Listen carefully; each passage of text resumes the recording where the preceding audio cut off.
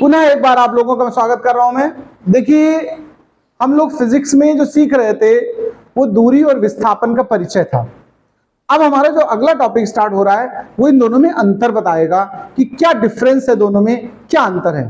तो अगर नोट्स बनाना है तो चलो हेडिंग डालो, दूरी व विस्थापन में अंतर। इसी को इंग्लिश में लिखेंगे तो कहेंगे difference between distance and displacement.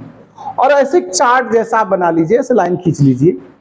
देखिए, इस तरफ हम सबसे पहले जो लिखेंगे दोनों तरफ, विस्थापन या दूरी में अंतर बताना हो या किसी भी चीज में अंतर बताना हो तो सबसे आसान अंतर होता है उसकी परिभाषा लिखना। पहले तो क्या होता है, परिभाषा लिख दो, अंतर पता चल जाएगा।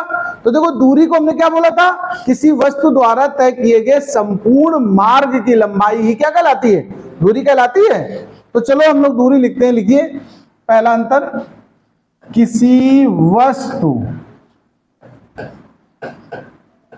वस्तु द्वारा चला गया या चले गए संपूर्ण पथ की लंबाई दूरी कहलाती है। ये तो हो गई दूरी की परिभाषा। अब विस्थापन के कहना तो कहना प्रारंभिक बिंदु और अंतिम बिंदु के बीच सीधी दूरी को विस्थापन कहते हैं। तो लिख दो प्रारंभिक बिंदु तथा अंतिम बिंदु के मध्य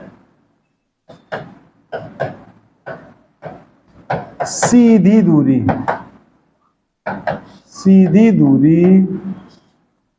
विस्थापन कहलाती है। ये तो एक अंतर हो गया जो परिभाषा से हम बना लेते हैं, आसान रहता है। दूसरा अंतर सुनिए, आपको याद होगा दूरी कैसी राशि बताई मैंने, सदिश की अदिश। तो लिख देना यह अदिश राशि है। कैसी राशि है, अदिश राशि है। अच्छा, ये कैसी राशि है, तो यहां लिख देना यह सदिश राशि है। दो अंतर हो गए। देखो, अब हम तीसरा अंतर लिखेंगे। देखो ध्यान रखना, दूरी कभी भी शून्य नहीं होगी। अगर कोई चीज कोई चल रहा है तो दूरी हमेशा कैसी होगी, कोई ना कोई मान होगा, शून्य नहीं होगी। लेकिन विस्थापन शून्य हो सकता है। अभी देखो निकला तो उदाहरण में। तो यहां लिख देना दूरी शून्य नहीं होगी, दूरी कभी शून्य नहीं होगी। देखो, दूरी यहां शून्य नहीं होने का मतलब अगर वस्तु चलेगी तो चले ना, वो अलग बात है, तो उसके लिए हम बात ही नहीं करेंगे दूरी की और विस्थापन की। लेकिन अगर गतिमान कोई वस्तु है तो उसकी दूरी कभी शून्य नहीं होगी। लेकिन विस्थापन शून्य हो सकता है, विस्थापन शून्य हो सकता है, विस्थापन शून्य हो सकता है। अब हम बात करते हैं अगले स्टेप पर। एक और अंतर सुनो, दूरी का मान कभी ऋण में नहीं लिखा मिलेगा। काय में, ऋणात्मक, हमेशा धन होगा, पॉजिटिव होगा।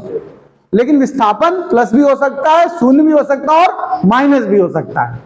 तो यहां लिख देना दूरी कभी ऋणात्मक नहीं होती है, दूरी कभी ऋणात्मक नहीं होती है।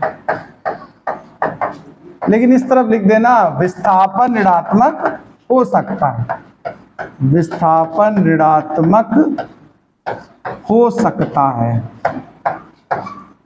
एक और बात, ये तो यहां तक का मैटर हुआ। एक और अंतर देख लो।